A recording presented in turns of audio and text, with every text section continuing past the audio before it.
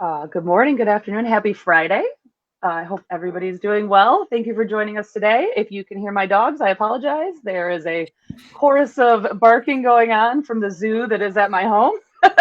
Hopefully, you'll hear the guys okay around me. Thank you for joining us today. We have Chris Dreyer with us today and Ryan Dundeville. Thank you both for joining us today. Uh, Fresh, hot off of Digital Mortgage in Las Vegas, they join us. They just got home recently. I'm excited to hear how that went. And we're going to talk about life event data today and very likely movers. And we're going to kind of kick it back to basics and talk about the definitions of those and what they mean. I know we get a lot of questions about that. So if you have a question, this is the webinar for you. Go ahead and comment below if you have a question about a very likely mover or life event data. But let's kick it off, guys. How was the event this week? And I see you guys got home safely, and just kind of fill us in on digital mortgage this week. Well, yeah. So travel is definitely getting easier and better. Things are smoothing out finally. So that makes life a lot easier. Room service was back for the first time. Like room service, like daily room cleaning was back. And that was like, wow, okay, I forgot that I missed that. That's great. That's very new. I'm a slob. I need to pick up after myself because now the cleaning people are going to come in. No, the event was great. I got invited to speak on stage, and we hosted a track, and that was a lot of fun. I'm going to be writing some content about that coming up soon.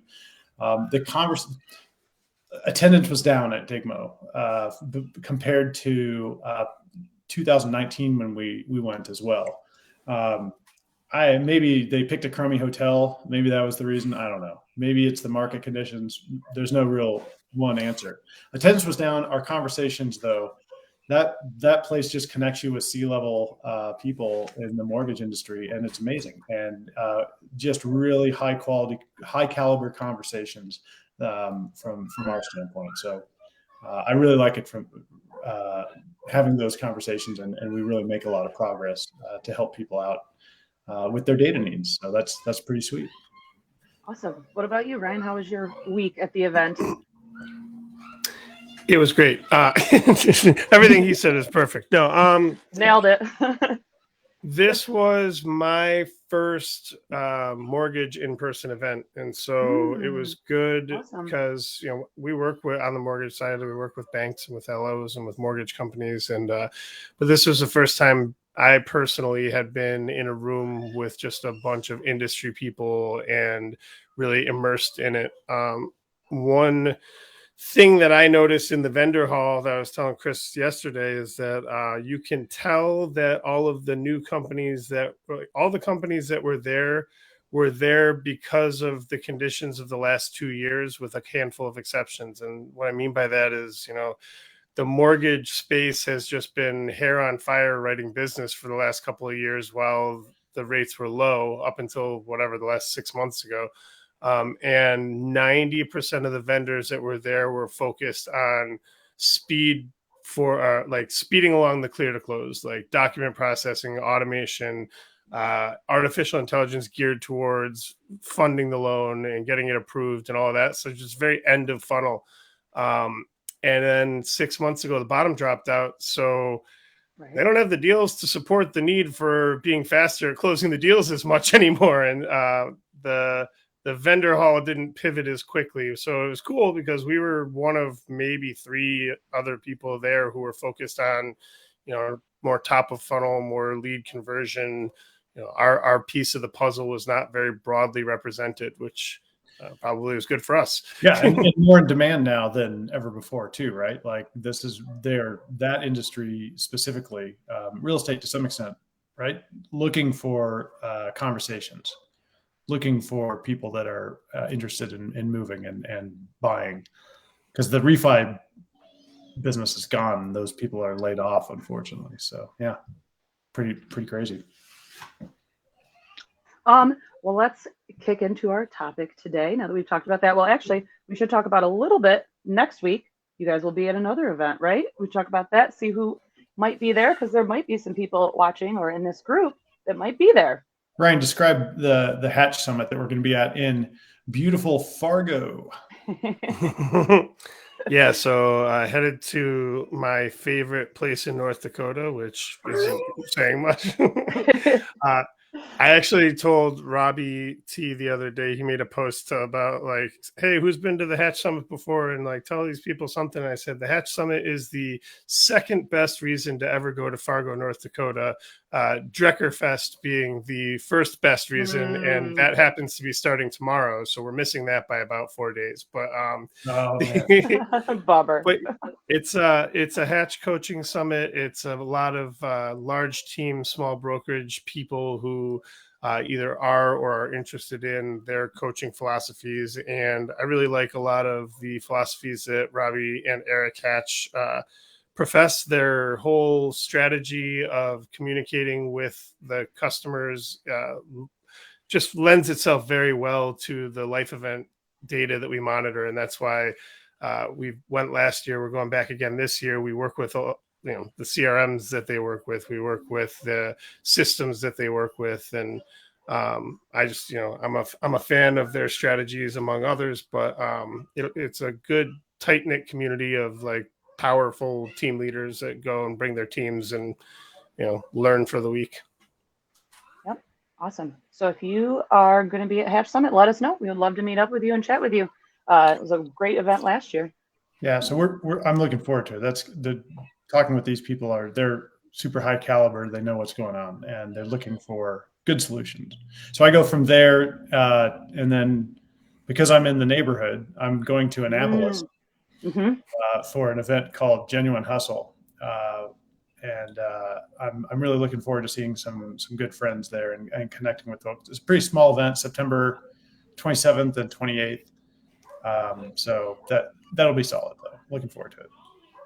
I believe there are some folks in this group that will be at that event as well. So again, I hope that we get to see everybody. That would be awesome to connect in real life, IRL, as they say. Well, again, we'll get into our topic of the day, our life event data. And we'll kind of have Chris kick us off since you helped build Revaluate. What exactly is machine learning and big data? Yeah, so 3 different pieces. This question comes up quite a bit, Katrina. Like all the time. What the heck is it, right? So we're not going to do a deep dive here. This is going to be kind of high level, just for general knowledge. But the 3 pieces are big data, AI, and machine learning. And let's just kind of put those in 3 different categories. So let's start with big data, and that is if we have a bunch of information, a bunch of data about people or houses or trees or butterflies, whatever. You can have a whole lot of information about stuff. That is big data, and it could be on any topic, but you just have to have enormous amounts of it. Your database of 10,000 contacts is not big data. Think millions and millions of fields, right? Giant pivot tables of information. That's big data. And then take that and say that table is 1 year. Well, that's cool. Now let's look at 10 years worth of data. Now you're really talking about big data. That's the scope and scale that we're talking about here. So if you take that and you process it and you get some learnings, I can go in and use real intelligence and say, I know that there are certain things that cause people to move, right? We call them the data Ds: death, divorce, diapers, diamonds, diplomas, downsizing, discretionary income, the daily grind, dumpsters. That's information that I know. So I can use my intelligence to pick that stuff out. But there's way too much information in that big data table, right? So we then build an algorithm, actually a bunch of algorithms that go in, find that data, pull it out, and build a profile for a specific person. And that's how we score it, is using those algorithms to go into big data, to pull the information out, to come up with a score for that prospect on their propensity to move. So big data, that's AI. The artificial intelligence is the algorithms doing that process, figuring out who and scoring them and telling you who's most likely to move. Phase 3, part 3, is machine learning. Once you've done that enough times, you can then take all of that data set, that new data set of scores, and the machine learning component is, how often were we correct? When did this work correct? Where did we fail? Now apply machine learning to go back and say, well, this was correct here, this was sort of correct, this was incorrect, and begin learning and batching those so that the artificial intelligence can be informed and do it better in the future. So that's the 3 different pieces of that puzzle. So I muted myself for a moment since the farm is losing their minds again. Thank you.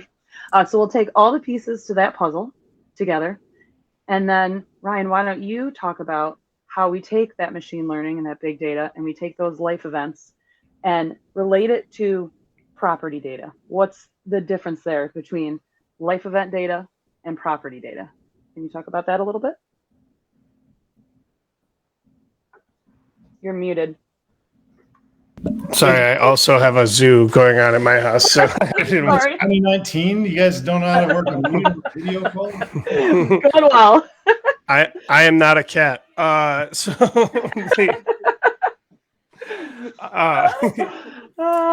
Good throwback. So in the world of predicting movement, there's a number of different models of ways that people do it, but really there's two primary ones, and the one that most of the companies out there today leverage it, probably because it's cheaper to access the data, frankly, but is property-based analytics, right? And so they're looking at things like public record. They're looking at MLS data. They're looking at some of them leverage like financial data, like equity within the home of this, and kind of match it all up and say, okay, average homeowner moves every 7 years. This person's been here 6.5 years. They have XYZ equity in the house, and that means that they're going to move. Where we differentiate is that while that stuff plays a role, obviously it's not, we don't track that information because it's not worth knowing. But the problem is that the average person doesn't look at their mortgage statement every month and say, oh, equity's right, I can move today. Or have a calendar on the wall that says, oh, 6.5 years, I guess it's time to list my house. And in addition to that, when that person does move, the house still stays there. Like it gets sold and the house doesn't move. So the desire to move for people who are not in the real estate industry tends not to be around financials or longevity as much as it tends to be around life events, like the ones that Chris rattled off, the data Ds. And so while it's great to know, hey, my neighbor's been there 6.5 years, I can tell you for a fact, my neighbor ain't going anywhere because he's an old retired guy who's living in the house that he inherited from his parents when they passed, and he's going to die in that house someday. So like, I tell people, I equate it to a sociological perspective versus a psychological perspective, because as a psych major in college, you learn sociology is the study of people in large groups. People are very difficult to predict one-on-one what they're going to do at any point in time. But in large groups, you can predict what the large groups are going to do. Whereas Revaluate, we take the more psychological approach where we're studying the individual and trying to identify what is going to motivate the individual to move rather than the large groups. Different hits and different misses, frankly. Obviously, everyone on this call is pretty biased that our way is better. But we came about that bias honestly. So I will say that is that I feel as though maybe there's room in the world for both lenses as long as you understand what you're looking at. But at the end of the day, the desire to move tends to be more impactful than the ability or the fact that somebody else would move given certain parameters. Yeah, we have lots of customers that use both. Mm-hmm. Yeah, absolutely. So we use our machine learning and our big data and our AI, and we plug it all into this puzzle, and then we use that life event data that Ryan just described, and then we push these out into hopefully an actionable score. And so for anybody that's done, demos with the guys or onboarding with me, you probably know what these mean, but I thought we'd just take a minute to kind of define them again, just in case you're curious or you're starting fresh here. So your very likely movers are any of your contacts that have scored 80 and above, and they have the highest propensity to move in the next 6 months, right? So that's your very likely movers. If you're looking at them in the Revaluate dashboard, they're your red contacts. And then your engaged movers are your yellow contacts, and they're engaged with their data. Something might be going on in their life, but we're not confident in that 6-month window. And then your not engaged movers are your blue scores, right? If you're looking at them in your Revaluate dashboard, and they're not engaged. So there's nothing going on with their data that says they're likely to move. So when we take these scores and you're looking at them in your dashboard, Ryan, what is your advice or your best practice on how to market to or communicate with these based on those scores that we just defined? Yeah, I mean, the very likely movers are the most obvious for most people, right? Those are the ones you're trying to get them to convert with you. Now, the not as obvious part for some people is that you have to bear in mind that they are not at the point of having raised their hand yet. So what I mean by that is, like, they didn't click and request that you give them a call. So you have to be a little bit tactful in the way that you do your initial outreach or your marketing efforts to them, because they didn't say, I want someone to call me. So you're just calling them because life seems to be pushing them in that direction. So I've been working with a lot of people lately on the concept that our Revaluate score is not a lead source. It's a push to engage with somebody. And when you engage with them, it's based on their original lead source and the time since the last time you communicated with them. As a super basic, like, initial outreach is like, hey, I know we talked XYZ ago and you were looking to do this. Did you end up for doing that, or did plans change? Just to start a dialogue and get them to open up. When it comes to engaged movers, I tell people the best practice is to treat them like a self-report 9 to 12 months. Now, they may move sooner, they may move later, but if you were to ask them, like, hey, are you thinking of moving? They'd be like, we might move in another year or so, but they're not ready to pop right now. That's generic. That's not going to work for everybody, but it gives you a good reason to touch or mindset when you're reaching out, is that you want to establish a connection and set the expectation of a nurture process so that when they go above an 80, you're not coming out of left field like, hey, list your house with me, but they already have established branding, know, like, trust, all the good stuff that makes it an easier conversation when you need to adjust your cadence and your messaging. And then I always tell people below 40, those are your billboard people. There's no such thing as a completely ignoring marketing. We're going to miss, obviously, some people move outside of life events happening, but they're not worth super labor, energy, and or resource intensive efforts. Just keep a light cover fire so they don't forget about you, and you can kind of pop off the ones that you would have picked up if you weren't using Revaluate anyway. Perfect. From a personal selfish level, a little bit here a while ago, we had a webinar where we talked about life events, and you showed the slides of the very likely movers, and we took a deep dive into the scores and the additional data. And you announced that you had a life event that was going on that may have raised the score of one of the slides on there. So I'd like a update on the life event and what's going on with Team Dundeville. Yeah, so if you didn't watch that particular, I'm sure everybody did as well. Yeah. I'm sure everyone in this group watched every one of these. But I wasn't on that one, so I don't know what happened. So back in June, we found out that my wife is expecting. We are expecting. I don't know how you put that correctly. I'm not pregnant. She is, but and consequently, I have her in my database, my personal database, in my Revaluate dashboard. And 2 weeks before she found out she was pregnant, her score spiked to an engaged mover and kind of plateaued there. I actually looked in preparation for this because Katrina told me she was going to talk about it. As of today, she is currently a 79. We are doing January, and she's been kind of peppering back and forth in the high 60s to mid 70s. So, yeah, she has not dropped back down to a not engaged mover, and it is not this time because she's always on Zillow, because that would represent in her historical data. So it's cool because you can look at the timeline and see that she normally hovers around a 40 something because of whatever she's looking at online, but she's been in that high engaged mover status for a couple of months now. So consistently. That's cool.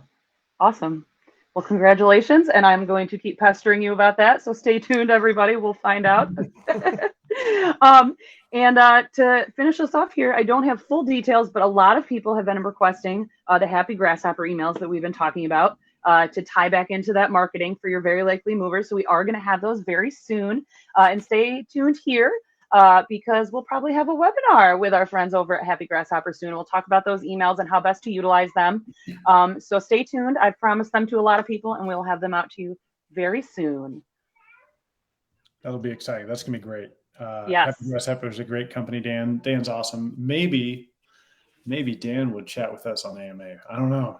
We'll see. Maybe. He doesn't have much experience in front of the camera, so we'd have to teach him. He's really shy. Yeah. Doesn't like to share advice. We'd have to teach him things like how to use the mute button. So I think we're going to be experts on that after this one. I think we got it. Well, guys, as always, thank you for joining us. Do you guys have any final words for today? I have no final words. Not all at once? Yeah, no, it's super interesting. My personal anecdote is watching the supply in our neighborhood grow, and we just had a house with a price reduction for the first time in my neighborhood in 2 years.